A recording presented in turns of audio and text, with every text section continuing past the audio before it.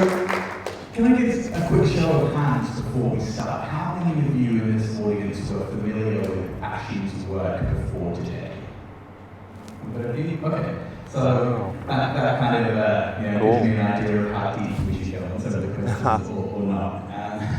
So let me start off by introducing myself and my partner. My name is Casey Rain. This is Kim Camellia. We run a YouTube channel called The Violet Reality, where we make music-based YouTube videos talking about our favorite artists. Of course, our favorite artist is Prince, so we've done a lot of videos about Prince. We've done videos exploring deep dives into his discography, and we've been lucky enough to do a lot of interviews with people that worked with him, different band members, members of his entourage, business people, photographers like Afshin.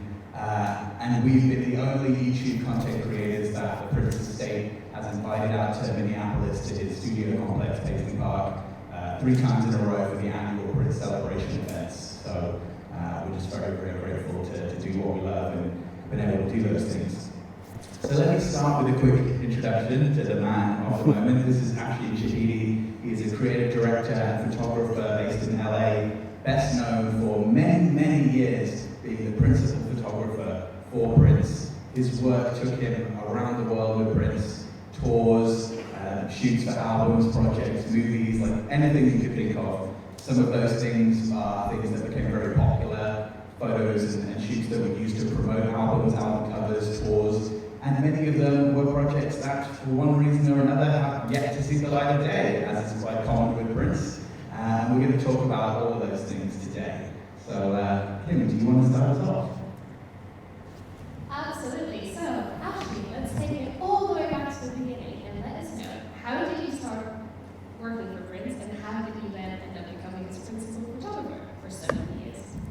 Awesome. It's a long story. I'll try to keep it short, but first, thank you guys all for coming. I appreciate it. Mike, thanks for hosting us and setting us up, and the Edinburgh Art Fair, and you guys for agreeing to interview me again, although you probably know all the answers by now. I lived in Minneapolis, which is probably, you guys know, is where Prince is from, and I had returned after university to figure out what I was going to do with my life. I was trying to break into the film business. I had a pager, a beeper. I don't think people use those anymore, hopefully not. And I got a page from, and I wasn't very successful at that time breaking into the film business. I'd worked on a handful of commercials. But I got a page and I returned it because it was a number from Los Angeles. So I'm like, oh, this could be work. And they asked me if I knew how to load film, and this is back when we were shooting everything on film still. And I said, yeah, I know how to load film, of course, who doesn't? And they said, great, we need you out here right away. I'm like, hold on, wait. And backstory, I had no idea how to load film, but I figured I had some time to go learn. But I didn't, because they said, we need you right away. And I started backtracking, trying to get out of it. And she said, we're in Chanhassen. And at that moment, like, just almost like right now, I got goosebumps. I'm like, the only person in Chanhassen making any kind of music video or working on anything is Prince. And I said, I'll be right out there. So I showed up to Paisley Park. They were already shooting. I don't know what had happened to the person loading film for them. They probably didn't know what they were doing. Similar to myself, but they introduced me to the head camera technician. He's like, okay, you're the loader? I'm like, yeah, I'm the loader. He's like, great, okay, there's the film, there's the stuff. And I said, okay, well, I know how I like to load film, but why don't you tell me how you would like it done? And at that moment, he knew I had no idea, because it's just one of those things, there's one way to do it.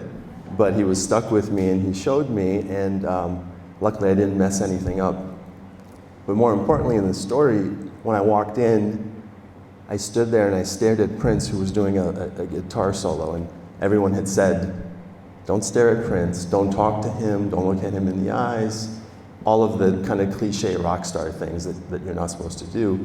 But I was just mesmerized. And he finished the guitar solo, they cut the cameras, everyone started milling about doing whatever they do, and he saw me standing there staring at him, and he came up to me and he said, what's your name? And I looked around, I didn't think he was talking to me, and everyone then turned and stared at me. And I said, I'm Afshin. And he said, okay. Turned around and walked away. People thought at that point that I was done. That was my last day, but that really just was the first day of what turned out to be 20 years of collaborating with him. Okay, what was the other part of the question? How did you then end up becoming his principal photographer? So that's the very beginning. At that point, I started working on music videos with Prince, and he was very prolific. He was always making music. He was always making music videos. He had his own studio, both a recording studio, but a sound stage. And so he was kind of a one-man show, and even Paisley Park, which is a huge facility, there was barely anyone working in there. So people wore many hats, but for about a 10-year period, I worked on music videos exclusively. We'd spend 20 hours, like we'd have 20-hour days, go home for a few hours, come back and work for long periods of time. And over the course of the 10 years working with him on music videos, I moved up from being a loader. I think I only actually loaded that one day, and became what they call a focus puller, so slowly working my way up. And then I got an opportunity to shoot something for him, which he loved. And at that point, I started filming his music videos, short films, whatever he wanted to do, commercials for his perfumes. And one day we were at Paisley Park. It was winter, it was really cold outside, and I had brought my camera equipment inside, my still photography equipment, because I didn't want it to freeze. And Prince, just kind of always being aware of everything in his purview, was like, what's that case? I don't recognize that case. And I said, that's my still photography gear. And he said, you take stills?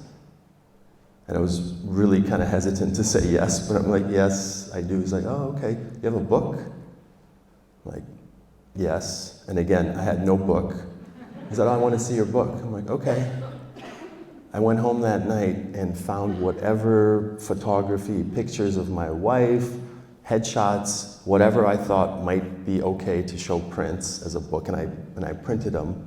I think 2 days later, I went back to Paisley Park, and he flipped through the book. Didn't really have much reaction. I was really nervous because this is someone that's been photographed by like the greats, right? And I'm there with my little book of headshots. And he gave it to me and he walked away, and I'm like, okay, well, I don't know if that went well. I don't think it did, but I have no idea how to gauge it. And his producer came back in and said, hey, Prince wants to know if you can photograph his band. I'm like, yeah, I can do that. So that was the very kind of beginning. After I shot the band and he'd come around, he kind of let me do my thing. I went to Paisley and I photographed the band for a tour book, which ended up being the One Night Alone tour book. And after he saw those images, he looked again through kind of this little portfolio I made of those images, and he chuckled a few times, and again just walked out of the room without saying anything. I'm like, okay, that went slightly better. And then the producer came back in, and she said, Prince would like to know if you will come back and photograph him. And then, like, it was both exciting and I was really nervous about it. I'm like, well, didn't he just have the guy from LA and the guy from New York come out, and like, isn't it all done? I was trying to get out of it.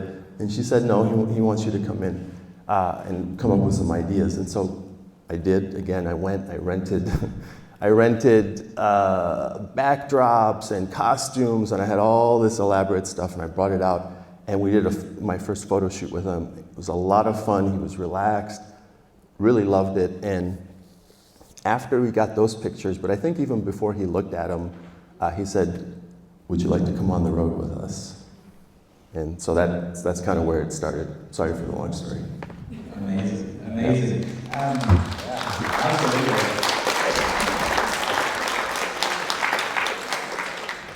So you mentioned that in that first shoot he was quite relaxed and playful, and that obviously made your job a little bit easier. But he was not known for being super communicative about what he liked.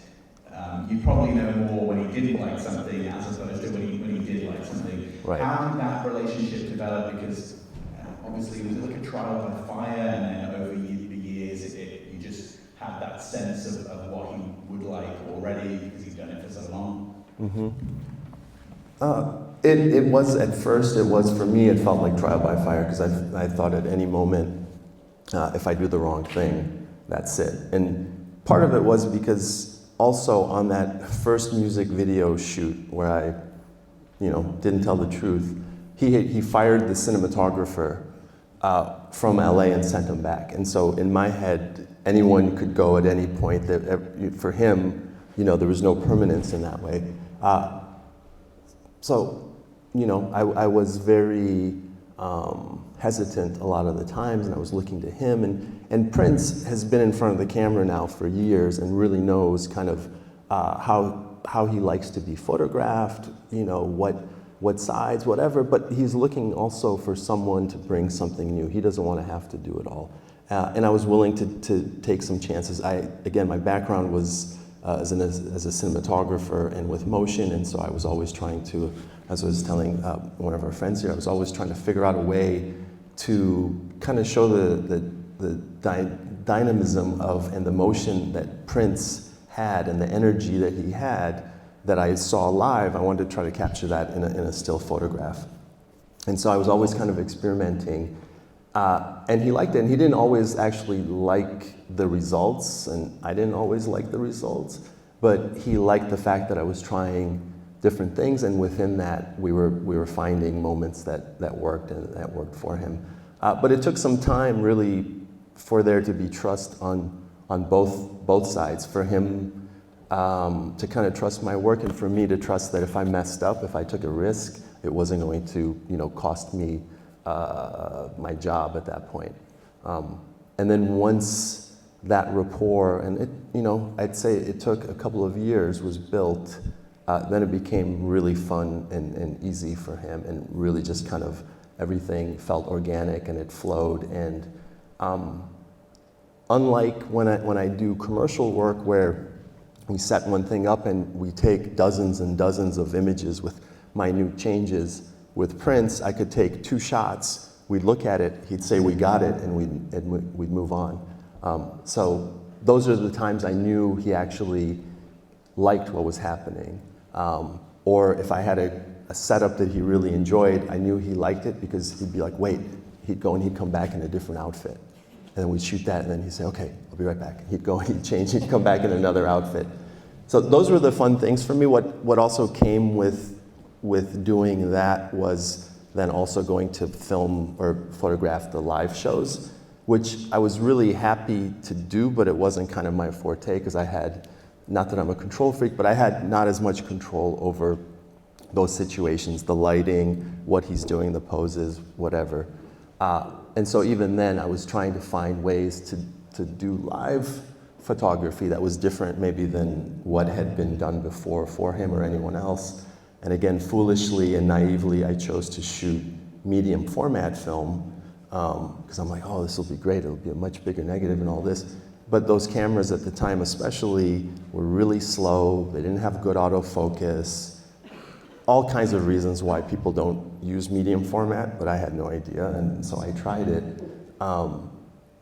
And I got lucky on a few shots, and that's all I needed. And the ones that I got lucky on were really spectacular, and just, he was like, wow, and I've never seen it. And then, he'd blow it up really large and be amazed by the ability to do that. So all of those things kind of gave me more and more leeway to do whatever I wanted.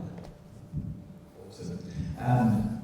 When you first started as a photographer around the One Night Alone era, for context for the audience, this is right after Prince has changed his name back to Prince from being the symbol. He's kind of coming to terms with the very public war that he had with his former label Warner Brothers. But he's operating very independently, doing everything in-house, playing smaller theatres kind of venues specifically for fans, more intimate shows.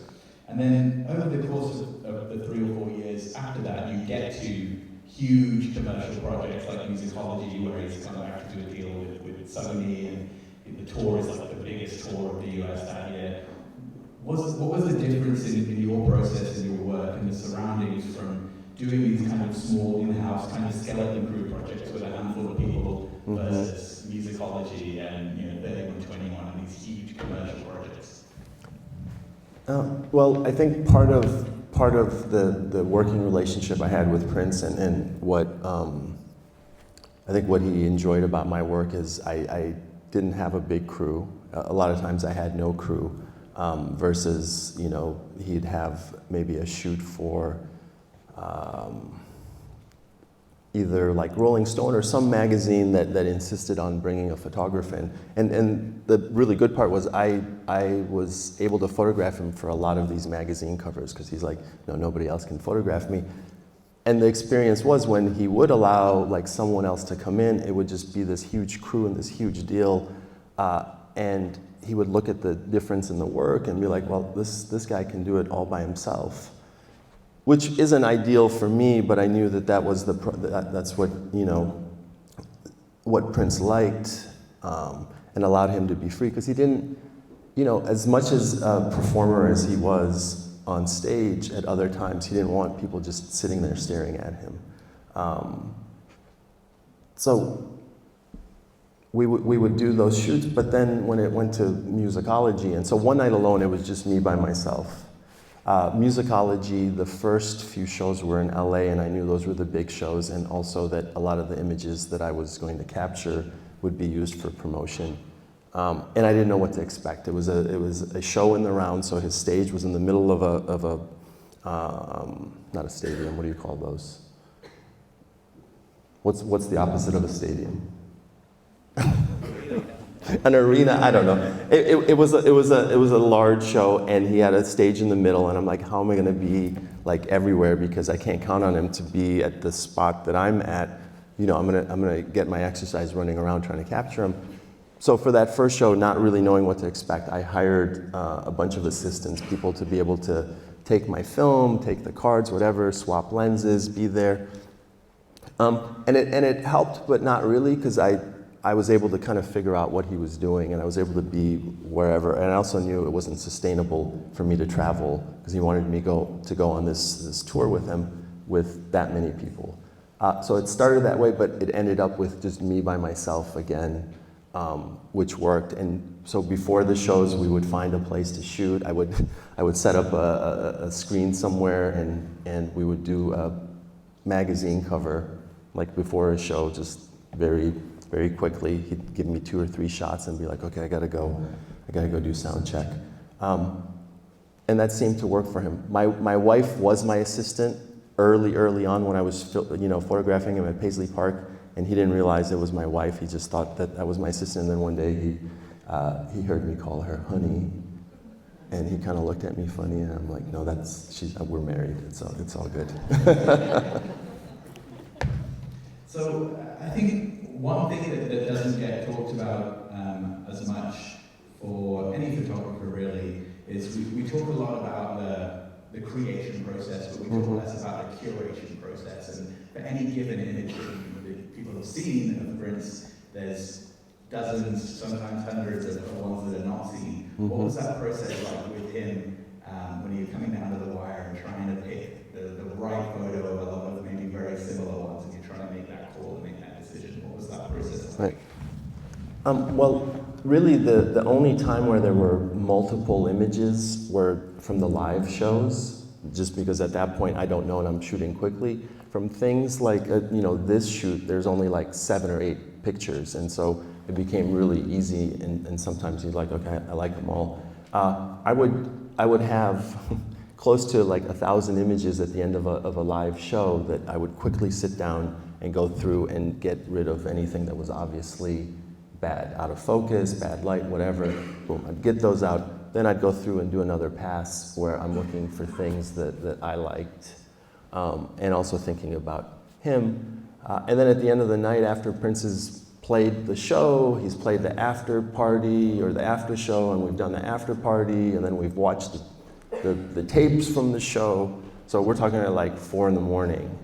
Everyone else is gone, and then Prince and I would sit down, and I'd pull my computer out. At that point, we're shooting digital, so you could see everything, and I would go through, And again, I'm not going to sit down and show Prince like 200 pictures. He'd look at me like I'm crazy. So I would try to reduce it to about 50 images, and I would just quickly, tap, and he'd be like, nope, nope, nope, yep, that one. And then sometimes he'd pass on a picture that I really liked. He'd be like, nope. And then I would, mistakenly go back to it, hoping he'd have a different reaction. And he caught on to it, and he'd look at me and be like, you like that one, huh? I'm like, yeah. He's like, okay, we can keep it.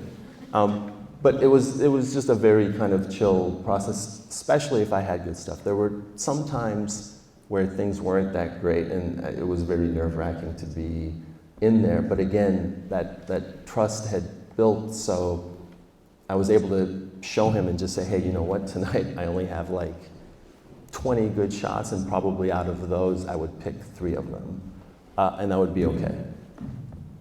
And compared to, like, obviously that curation process he's the final decision maker, right? Like, he knows what he wants and he knows what he likes. Compared to now that he's not with us, when you have to do the curation process of deciding what's going in the book or what's going in the gallery show, how do you make that judgment call between ones where you're maybe like, okay, this is, I think, objectively a very good photo, and, or ones where it's like, I have a really good memory of shooting this and it makes me smile when I think about it. Like, how do you balance that out? Well, When I put the book together, shortly after he passed, so in 2017, I really, everything, and I have close to 100,000 images of Prince. So it's a lot of pictures to kind of figure out and go through. I thought about what he liked. I put images in there that I know he liked, and ones that he hadn't looked at. I try to look at it through kind of what I knew of his lens and what he would appreciate. And I didn't want to put anything in there that I felt he would not have liked or would have felt compromised.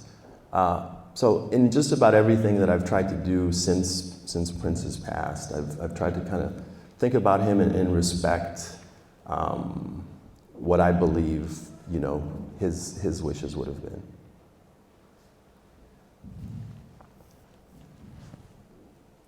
So from all your time working with him, and especially since you mentioned that sometimes it would be a little bit nerve-wracking, and then other times it would be a lot more relaxed, what would you say are the times when it was the happiest and the easiest to work with, and what were those times?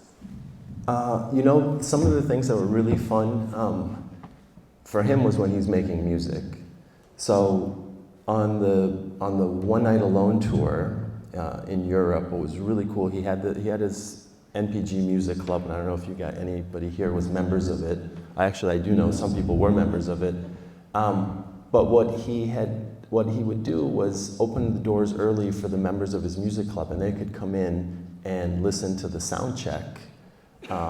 And he was really relaxed and intimate. It was everything opposite what people would say about Prince, which is he's aloof and he's a rock star and you can't look at him, and everything people thought about him, when he had written Slave on his face. And I think Prince had, not to say that he was immature at that point, but he was becoming a more mature artist in many ways, both in his music and his views.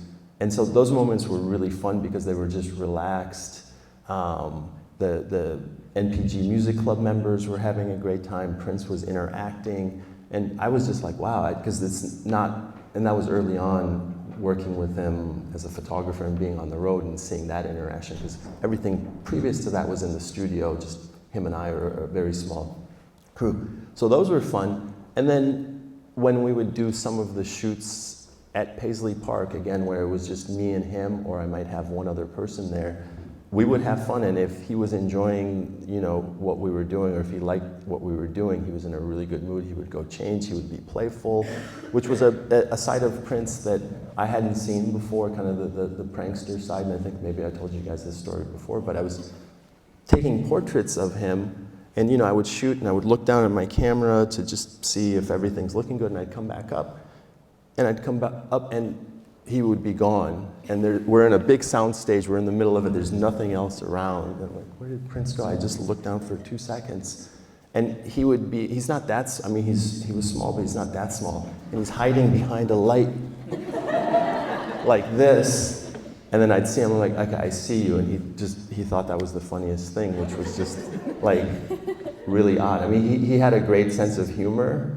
I don't know why he thought that in particular was funny, but I loved, seeing him laugh, and he was able to turn it on and turn it off really quickly. And so there's an image I have out there where he's got like a Moroccan shirt on, and he's looking right at lens, and he seems kind of upset.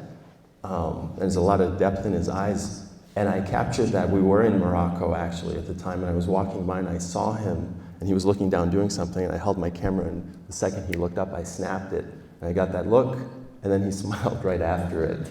So it's a whole different Prince from what you see in that moment. Speaking of sort of his more relaxed moments, there's a book that you did that came out in the early 2000s called Prince in Hawaii, and I think some of the shots are in this book as well. And that's probably the closest thing that we'd ever seen to him sort of taking a holiday, right? That's with like him on the hammock and on the moped wearing a shirt with his own face on it, and it's like these kind of silly little like moments, like off-guard moments. I mean, I know that he did do concerts there as well, right, of course, but did it feel like a holiday compared to like everywhere else you'd been with him at that point? Yeah, it was completely a holiday, and it was really interesting because Prince said, "Hey, I'm going to Hawaii for a couple of weeks. Would you like to come?" I'm like, "Yeah, that sounds great. What are we doing? Are we filming? Are you doing concerts?" He's like, "Yeah, I got a couple of concerts," and he literally had one in in Hawaii or in Honolulu and a couple in Maui. He's like, "Yeah, but it's really more just a vacation, and would you like to bring your wife and kids?" I'm like, "Yeah, that sounds great." And we actually ended up staying at a hotel called The Prince. I don't know if he did that on purpose, but it was a holiday. He played these shows. Again, he was relaxed. He had, I don't know if it was a permanent home or something he had rented for a period, but he had a home, and so we would go hang out there, people playing basketball, piano, whatever. My kids are running around. And I'm like, well, of course I'm going to bring my cameras. I'm not going to show up the holiday. And I was just snapping pictures really pretty casually. There was a couple of times I said, "Oh, let's do something." I felt a little guilty. It was weird just like being on holiday and not working. And so I was trying to find things to do. And then we got back from that trip, and he called me and said, "Hey, come over." And I went to Paisley Park. And he plopped this book in front of me. It wasn't quite a book. He's like, "I made a book." I'm like, "A book from..." He's like, "I made a book from your pictures."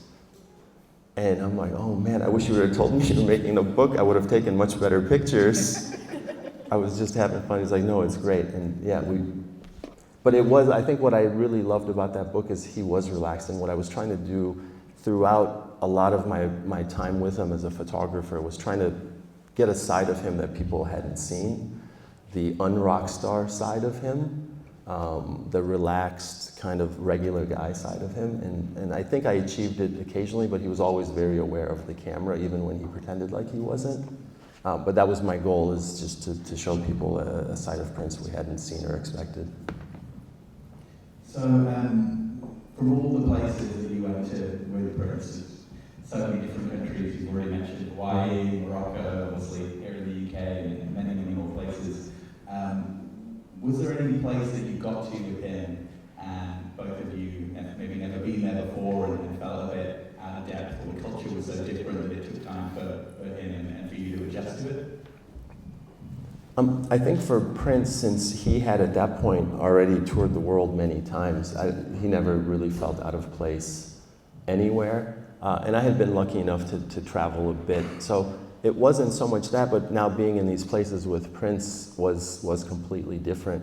And at the time, I mean, this is an interesting story. It's not quite answering your question, because I feel like everything felt pretty comfortable.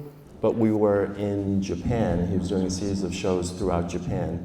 And we were in a city called Sendai, and he did a show, and then there were a few days between that and his next show, I think up in Sapporo, in Japan. And he said, "Hey, I'm gonna go back to Tokyo and hang out in Tokyo for a few days. You wanna go?" I'm like, "Sure." So me, Prince, and his bodyguard got on a bullet train and came back to Tokyo. got in late, and that night we went to, I think, the Blue Note and saw Chick Corea play, which was like amazing. I wouldn't have, gotten to meet him if it wasn't for Prince and all that. And then on our way back to the hotel, Prince said, "Hey, be up pretty early tomorrow, and dress up. If you have a suit, put your suit on." Which at the time, I like, everyone wore suits around Prince. So I'm like, okay, what are we doing? He's like, just be ready. And then we get to the hotel, Prince goes up, I asked the bodyguard, I'm like, hey, what's happening tomorrow? What are we gonna do? He's like, I don't know, do as Prince said, just be ready downstairs. So I was, and we got in a car, and again, I have no idea, and we go to this kind of nondescript building. We go in, and it was a Japanese Jehovah's Witness Kingdom Hall, and it was a church service. And it was really cool because it was really actually cool and surreal, because I'm like, I'm in Tokyo, sitting next to Prince in church, and no one's paying any attention. Like, we could have been anybody. No one's paying any attention, being very respectful. And so I had a lot of kind of moments like that with him that were just like, is this really happening? Like the kind of pinch me moments. And then, Panama, we ended up in Panama, and that was another place that he hadn't been to before. He called me up, and Prince would always catch me when I was about to do something. I'm walking into a movie with my wife. My phone rings. I should know better than to answer it, but I answer it. And Trevor, his bodyguard at the time, says, hey, Prince wants to talk to you. I'm like, okay. Prince gets on. Afshin, what's happening? Nothing, I'm about to see a movie with my wife. Okay, cool. What are you doing tomorrow? I'm like, I don't know, what am I doing? He's like, you're gonna come to Panama City. And I'm thinking, Panama City is in Panama, obviously, but there's also a Panama City in Florida in the United States. And I'm like, why is he in Panama City, Florida? That's like where people go for their spring break, and that's just really odd. And he hangs up, and then after the movie, I call Trevor. I'm like, okay, do I fly into like Miami, or how do I get there? He's like, no, we're in Panama. Okay, he could have said that. I fly all the way to Panama thinking we're gonna take some pictures. I get to his hotel, he's really nice. He's like, oh, have you eaten? I'm like, not really. He's like, oh, well, I have this whole table of food. He said it's for me, but I think he had already nibbled on some stuff and he was done. I'm like, okay, cool, I'll have some fruit.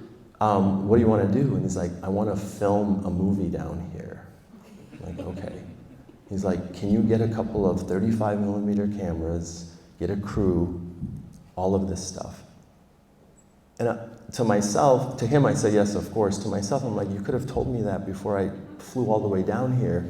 Because I literally then turned around and got on a flight to Miami and called the crew and got $2 million worth of camera equipment in Miami that we had to then fly back down to Panama to film a movie that had no script, no locations, no security. And so it was fun, it was exciting, it was nerve-wracking, and I don't think I would have, I would change anything. But I do have to just say my wife and my kids were troopers, because they just never knew where I was going to be and how long I would be going for. And that's kind of what kind of became difficult later on as things became more and more last minute, and I just couldn't, operate that way. That's a really great segue actually into what I was going to ask next. So for some context for everyone here, that movie that Afshin was talking about, there's two edits of it. There's an album that came out in 2006 called 3121, and so there was the 3121 movie, which never came out, and then it was recut into a different edit called the Lotus Flower movie for another album, Lotus Flower, a few years later. That also never came out, so this movie has never been seen by anyone. But that's kind of what I was going to ask, was that, like, is there any particular project from all of the ones that you did that never came out that you would really like to see released now by these days? I haven't seen a cut of the movie, but I was there when we filmed it, and I don't know what it's about, so probably it's good that one doesn't come out. There weren't any long-form projects, but there were a number of music videos that I remember working on and shooting that at the time felt really risque, even for like a European MTV type audience. And we're like, okay, this is never going to see the light of day. And we were right, it never saw the light of day. Now we're exposed to a lot more and we see a lot more. So by today's standards, it's all probably pretty mild. And so some of those, and I don't know the names of the songs that they were attached to, but it would be cool if those started making, you know, both the music, which I think the estate is planning on releasing, because Prince had so much music that's in his vault that's never been released. But that music, along with the videos we made, you know, I think there's enough for at least 2 or 3 albums for both the visuals and the songs. Amazing. Well, I mean, I'll take all of it. Whatever they put out, I'll be buying it. When we did the last gallery show, so this gallery show has had 4 places it's been. It started in London a few years ago. You've been to Montreux, Marbella, now you're in Edinburgh. But when we did the first one, it was right after the book had come out. And there was a strong sense, both from you, from us, and from everybody that attended, that it was a very cathartic project. It was something that we all needed to heal from that trauma of losing him. And I think by the end of the first Q&A we did, like, there wasn't a dry eye in the house. Like, it was very, very emotional for everyone. Now we're a few years on from that. How do you feel about doing these projects, this exhibit, and talking about the book and all this stuff now compared to then? Like, how have your feelings changed over time? That's a great question. I don't think my feelings have changed. It's still, in terms of the book, it was very kind of cathartic for me to put it together. It's kind of an ode. Somebody in some review, they said it's kind of like a yearbook dedicated to one person. So I get emotional every time I think deeper about really the reason why we're here, and because he's gone. So that hasn't really changed for me. I'm still kind of, you know, coming to terms with him not being around, because it was, for me at least, very unexpected that Prince he was a healthy guy. I really honestly was thinking, okay, it'd be really cool if Prince came to my funeral. That would be like major cred for me as a dead person if Prince was there. I didn't expect, you know, the opposite to happen. And then so the book kind of took me through all of that, and I was able to process it. And my hope too was really, and it's a niche book because you got to be a Prince fan. You know, the photography is cool, but it's really about Prince, and so you got to be a Prince fan to really appreciate it. And so I was thinking about the fans and hoping that it's something that can kind of help heal, or at least, you know, people work through the grief of him passing. Yeah, so I have a question then based on some of the beautiful photos that we have. Mm-hmm. So this one over here is actually the cover of the book. So I would like to know what in that process you put the book together made you want to put this photo on the cover of the book? Well, partly because this was one of my, I don't want to say it was my favorite shoot, because it literally was just like a 2-minute thing. During the musicology tour, we're in San Jose. This is prior to him going to do a sound check, and I'm standing just chatting with some of the crew guys. This was a truck that equipment had been, you know, his lighting and sound equipment had been pulled out of. And on this tour, Prince, you know, I would find interesting places to shoot, whether it was in the stadium or somewhere in the city or whatever. And at this point, I wasn't ready. I didn't think Prince was even at the venue yet. And Prince all of a sudden appears, which he did a lot just kind of out of nowhere, and said, "What do you got?" Meaning, where are we going to shoot? And he was dressed like that. And I looked around, and I'm like, right there. It was all very spontaneous. I had nothing but my camera and a flash and this empty truck. He said, "Okay, cool." He stood in there. I took maybe 7 or 8 shots. I grabbed a red chair and placed it, so there's a couple of shots with him sitting in a chair. And he's like, great. And that was kind of like the type of energy that I loved. He looked at the images, there was nothing to redo. And for me, this image, when I look at it, the way the light falls, both, I mean, you know, it's a color image, but it's monochromatic in a lot of ways. He's got the black and white in the truck. But the sides of the truck look like wings to me. So it represented like wings coming out of them. So that's kind of what drew me to it. And as I was talking with the publisher and kind of looking at designs, and they had their own idea about what the book should be called and what the cover should be, and it was all really, really horrendous, and I knew Prince wouldn't dig it, but I knew he liked this shot, and so in honoring, you know, what I knew he liked, I went with it. I feel like you would also be very happy that you got Beyonce right forward. How did that happen? It's interesting because a lot of people, you know, diehard Prince fans had issue with Beyonce writing the foreword to a Prince book. You know, in my opinion, nobody really holds a candle to Prince in terms of, you know, being a musician and the dedication to his craft. But I knew he had a respect for Beyonce. They'd worked together. I'd been with the two of them when they'd worked together. They had a really good rapport.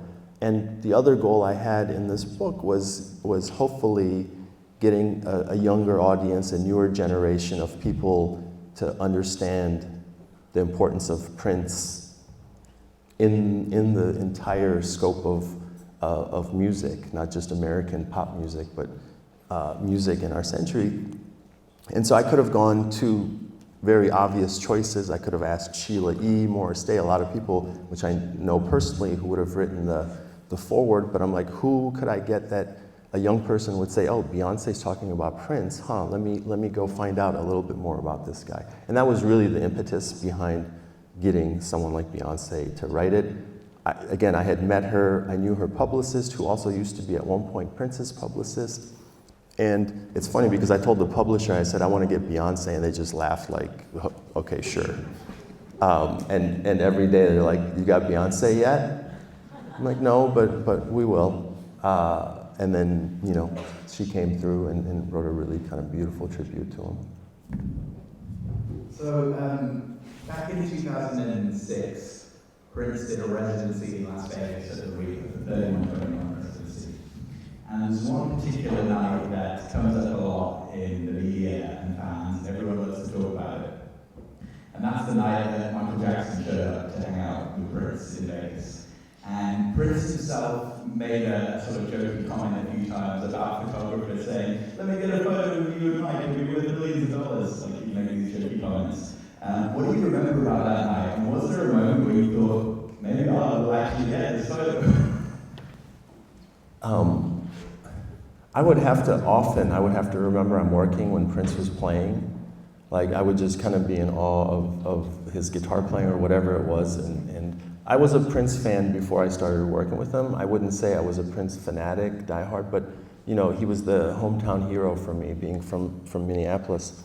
And Michael was a very close second, but he didn't really, to me, hold a candle to Prince's abilities, dancing, guitar, all of that.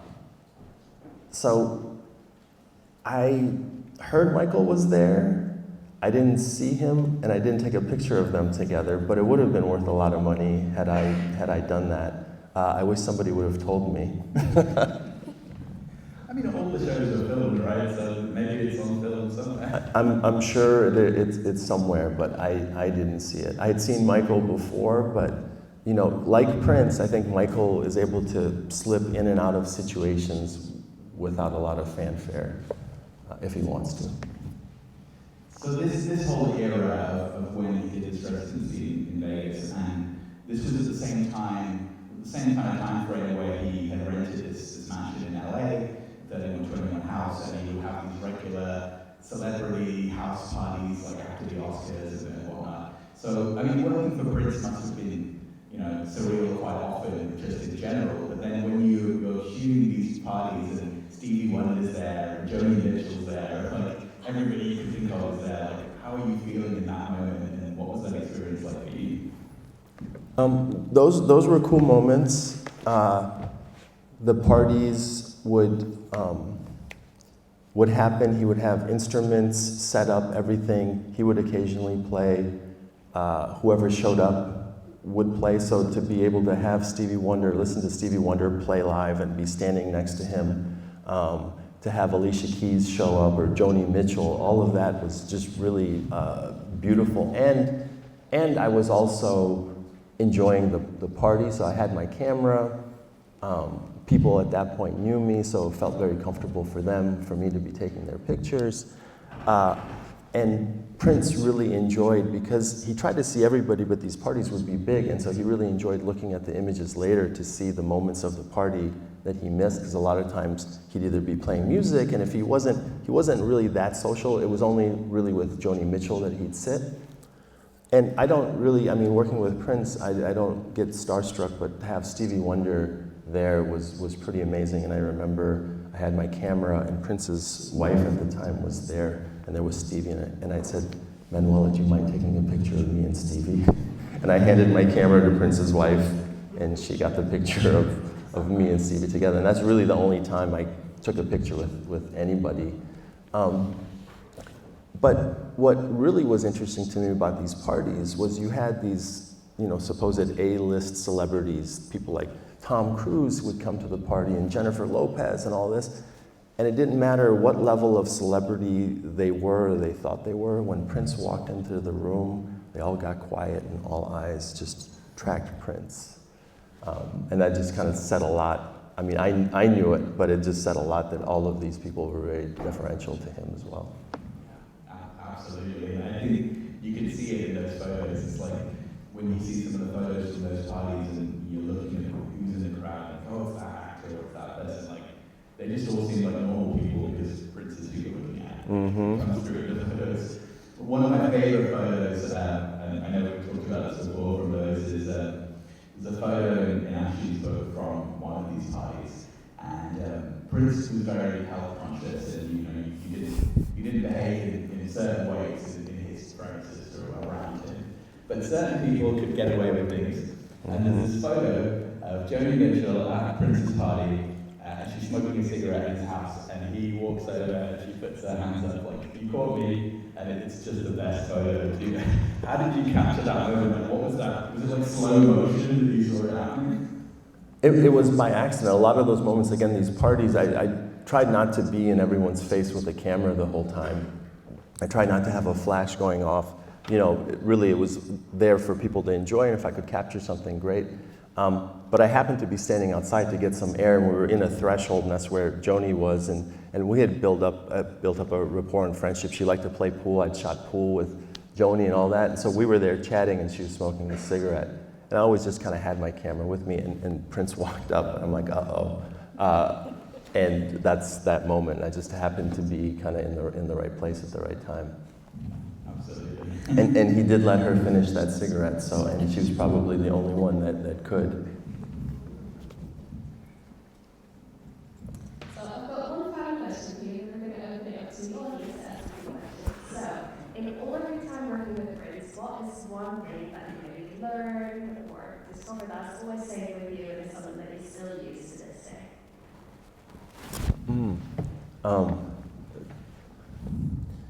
Well, I mean, there's one thing that's very distinctly comes to mind, and it's something that was written in his apartment inside Paisley Park. He had a home, but inside Paisley Park, because he just spent so much time there, he also had like a personal apartment. And not a lot of people have been in there or seen it, but on the wall it said, "Everything you think is true." I think those are the words. And that was kind of a motto that Prince lived by. He had such confidence and believed in himself to a degree that impossible was nothing to him. And those are the things that, people make fun of. You hear Kevin Smith talking about, and not saying that he was making fun of him, but Kevin Smith talking about Prince saying at 2 a.m, I want a camel. In his world, everything was possible. And so why can't I have a camel at 2 a.m. at Paisley Park? And funny enough, people would make things happen. And sometimes it wouldn't be a camel. And they're like, yeah, but we can get you a Jaguar. And he'd be like, okay, a Jaguar works. Let's do that. But really, that's something I've tried to teach my kids. I've tried to live kind of by that motto that really we make our reality, and if we believe we can do something, then we find ways to do it, and if we believe we can't, that will be our biggest obstacle.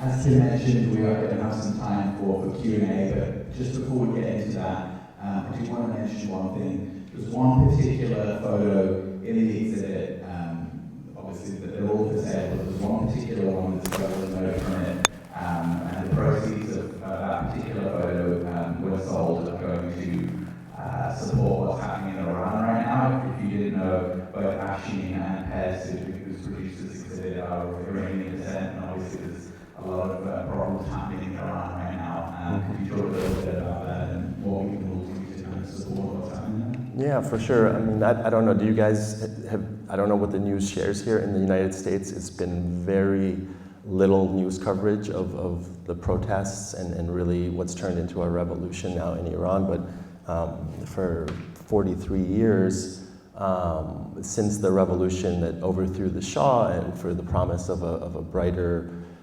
freer future for Iranians, the opposite has happened. And the Islamic regime has oppressed the Iranian people, and it's not this is not an Islam issue, it's a issue of really corrupt people in power in Iran, and so the people have had enough. And there's, after the murder of a 22-year-old woman who wore her hijab, her headscarf, the wrong way that showed too much hair, she was arrested by the morality police, and a few days later was dead from being brutally attacked by them while in custody, and so that's sparked what's happened.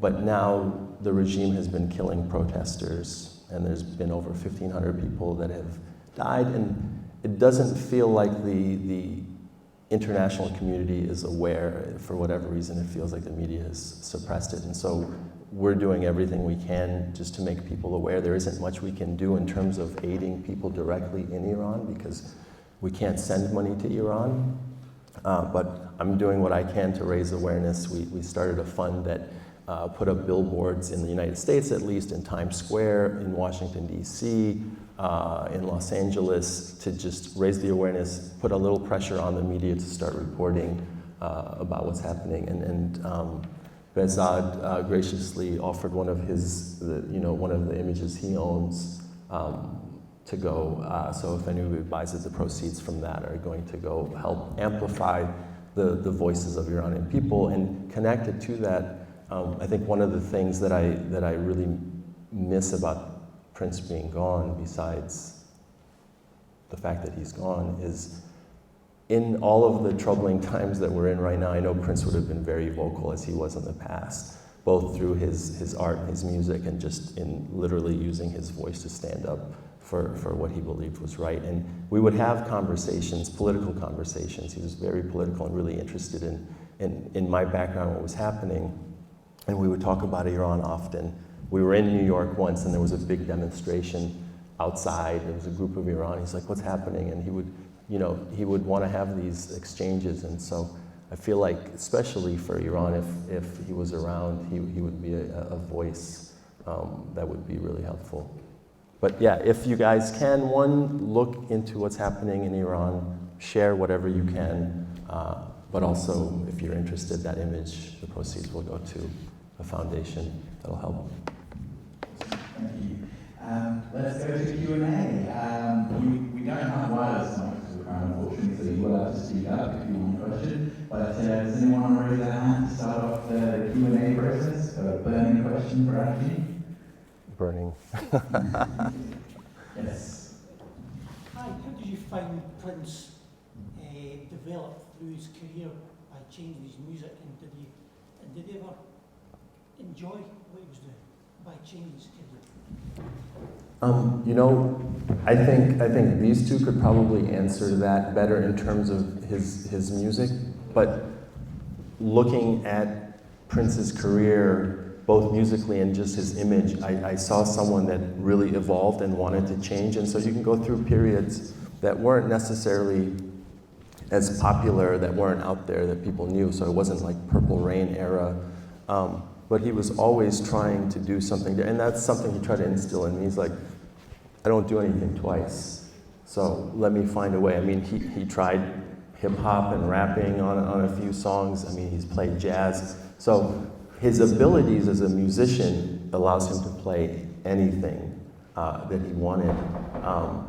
But what I did see from going from, first meeting him when it was Prince the Rock Star with Slave written across his face and just crazy outfits, to then One Night Alone where he's in a suit and playing, a set of jazz. I saw him mature in a lot of ways. He went from being someone that swore and, said very risque stuff to then not doing that anymore, even changing the lyrics of some of his old songs to kind of fit what he believed in. His progression in music, again, I think there are people that are much better equipped at answering that. Next question? Okay. Yeah. Yeah, I was wondering, did you give him much direction when taking pictures of him? I tried. Again, I was photographing someone that had been in front of the camera, kind of knew. So I felt silly saying, put your hand on your chin, because he would do that. Like a lot of the things that you see, and he had a tendency. So some of the things that I would tell him, he would naturally do. Sometimes just to make myself feel better, I would say something that I knew he was about to do, just so I could claim a little bit of ownership in that pose. But he was open to direction, and he was really looking for it because people were hesitant to tell Prince anything. And I think so part of what he appreciated about me was I was trying always to kind of push the boundaries with him, try different things, be truthful with him, which early on didn't necessarily, I thought, wasn't going to serve me. And we got into some conflict at times. And there was a time before I was photographing him where I thought that was it, I'm out of there. And I spoke to him in a way that I would speak to any regular person if in expressing what I believed was true. And he wasn't used to that. And so at first, it was a little bit of an affront to him. And then he called me the next day and I came back and he apologized, which was also just something I hadn't heard Prince doing before, so. Any more? Yeah, go ahead. Who owns the copyright to all the pictures you've taken over the years in the vault? Mm-hmm. Penny as well as yourself? The images that I took of Prince, I own the copyright to. Obviously, any music that's in the vault is Prince's. Any motion projects belong to Prince. That works differently in terms of copyright laws in the United States. But he, I think it was difficult for Prince, who really spoke about artists' rights and the importance of owning, your art, for him owning the masters, to come to me then and say, okay, I know you're the photographer and you came up with these ideas, but I own it. So he never asked for it, and there was never any issues. I do know that prior to myself and maybe after myself, there were other photographers that came that had a different deal with them. They were work for hire, and so at this point the estate owns those. But luckily enough, I own these, and the estate has been very supportive, and they've actually licensed images from me for them to use in different things. Yes? When you said you used to get phone calls out of the blue just to turn up, what was the weirdest thing you were asked to do, and what was the most enjoyable? I think you maybe answered that with Stevie Wonder, but what was the most enjoyable? I can't comment on the weirdest thing. I can't even give you a clue. For me, it was actually exciting. I like traveling. I think the difficult thing was balancing being a husband and a father and also working with a rock star. One of the most enjoyable things for me, besides working with Prince, was going on the road with him for musicology, and in his band was Maceo Parker, and I was a huge Maceo Parker fan. I'd seen him a ton. I didn't even realize that they had that type of collaboration. And so I rode, when we would go from city to city, I rode in the bus with the band, which was lucky because it would have been, I don't know if I would have lasted if I was riding with the crew, because I think they just partied really hard.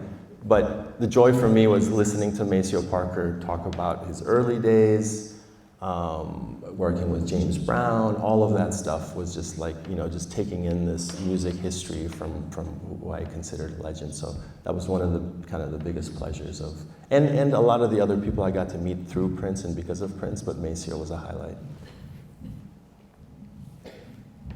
When you travelled with him, did he ever take time to soak up culture or do other things other than just play live? Occasionally, but you know, for Prince, it's hard to go anywhere and just be able to soak up the culture without people knowing. So things like going back to Tokyo and going to see Chick Corea. I mean, I think if he chose to do anything, it was to listen to more music by whoever. In Hawaii, we went to a bar and there was a band playing, a local Hawaiian band, and he got up on stage with them and played. So I think that's the extent of what he was able to enjoy.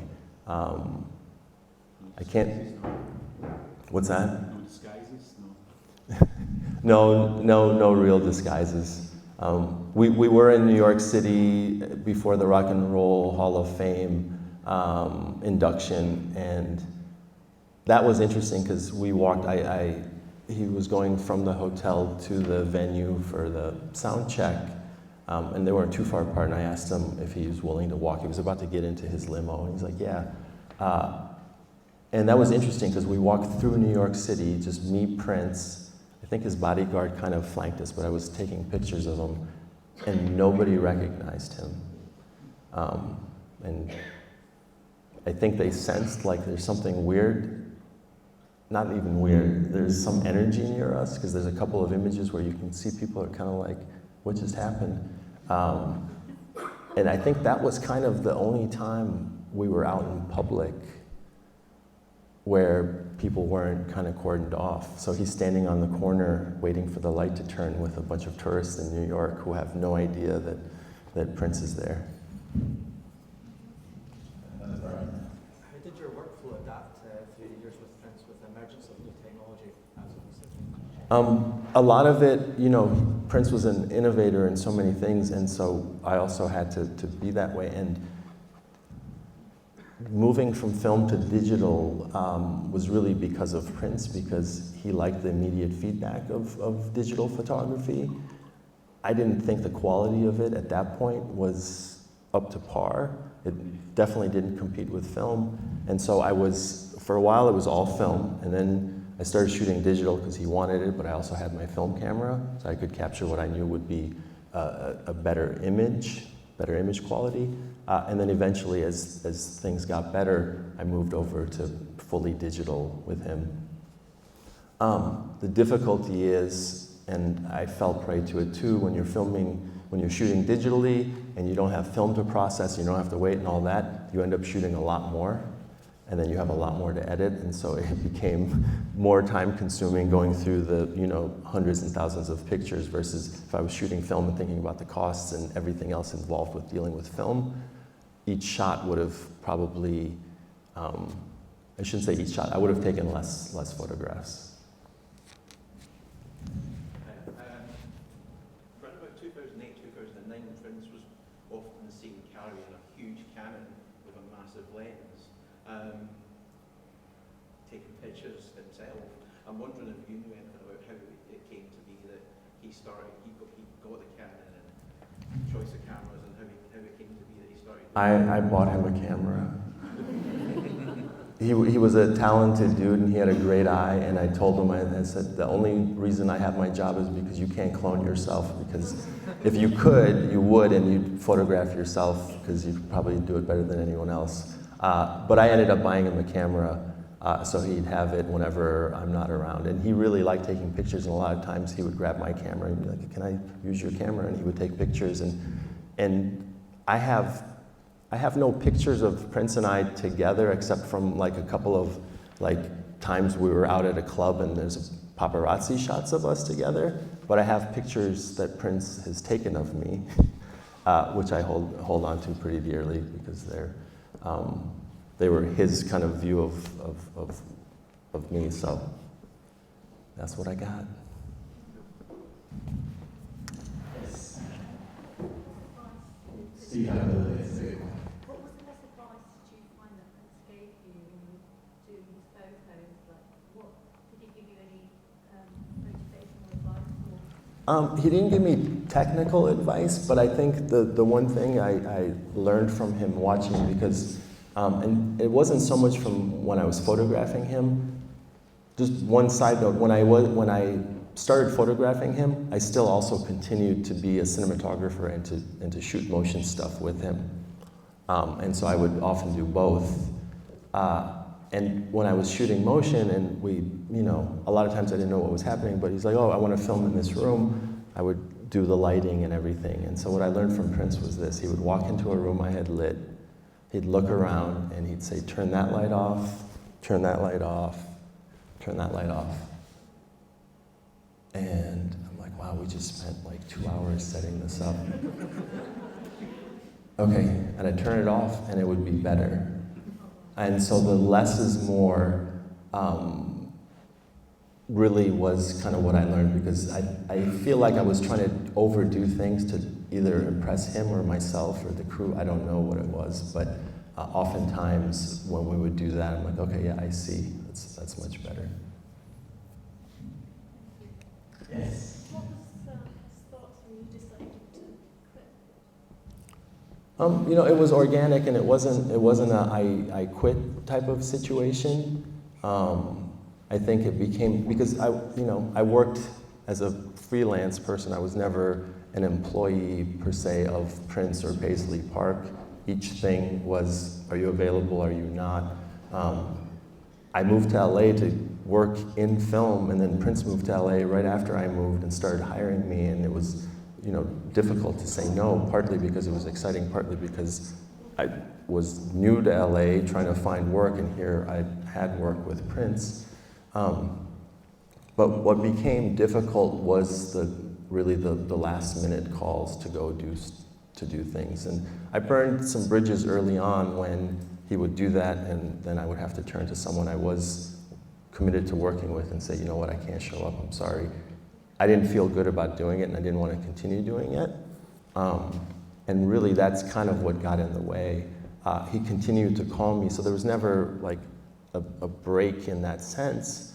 But his need for having as many images of himself as he wanted early on reduced, and my ability to just show up last minute to wherever he felt like going also reduced. So we were in touch. He would often reach out. My daughter is an actress in the United States, and she was on a show, and Prince liked the show, and he would often reach out to me just to say, oh, I'm proud of her, and I saw that episode. And so,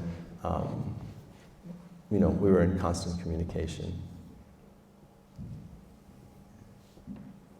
Of all the years that you were with Prince, did he have like particular best friends? It sounds like you were maybe because of the invite to Hawaii and things, but did he have like a close best friend or anybody? Oh, best friends? He was, the times that I worked with Prince, he was married, so Maite early years, and then Manuela after that. If I would say a best friend, it seemed like it was Larry Graham, because the two of them were always together. But really it was the musicians that were around him. But to really be candid, I don't know if he had anyone that was really a best friend. And oftentimes I thought about just kind of the lonely existence that he had being Prince. And sometimes he would let people in to what he felt like potentially is too close, more vulnerable, and then he would push back. And I know a lot of people experienced that, and I've worked with talked to a lot of the people that worked with Prince over the years, and they're like, I don't understand the guy, because yesterday we're like, it's almost like I'm his best buddy, and then today he's ignoring me. And And I think those were, I don't know, he didn't allow himself to have that. I think his work was probably his best friend. Mm-hmm. Yeah, I think that attracts a lot of people that we spoke to as well. It's moments of getting very vulnerable with people and then the next Right. day they're out. Like, yeah. So, I think we've got time for one more question, if there is one more. We've got a few more. Okay, we'll get through quickly and we'll get it. Right. So it's I won't be as long-winded. Sorry, guys. I'm just regaining my energy now. I was jet lagged, so sorry for the low. Like, I'm usually kind of mellow, but not this mellow. Hi. In all your travels with Prince, did you ever get the feeling that there was one particular stadium or arena venue that really you felt was like, that's the favourite wall? Interesting, yeah. Paisley Park back in Minneapolis was obviously his favorite venue because that was his home and he had everything he needed. I felt like he really, the Hammersmith in London was a venue that he really liked. A lot of the venues for One Night Alone, because they were much smaller, like 3,000 seat venues, I feel like he really enjoyed the intimacy that was there. The big venues he loved because he also was a showman and he could really show off. And Prince often said, you know, when someone said, oh, do you have pyrotechnics or special effects? And Prince said, I am the special effect. He was very confident. Question in the back. Hi, I'm not sure you can hear me. Yeah. Okay, so there's lots of amazing images of Prince out there, and yours are phenomenal. But is there any image from his earlier work you wish you'd taken or you're a little bit jealous of? Love Sexy album? Yeah, right?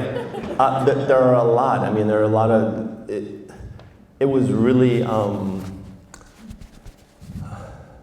I felt very vulnerable being a brand new photographer, photographing this guy who already had all of these amazing photos. But for me, like Prince, early Prince, so Dirty Mind, Controversy, that's the Prince that I knew, and that's what I keep going back to in my head. And so those images, the image of Prince in front of the bed springs, that Dirty Mind album, I wish I would have taken that one.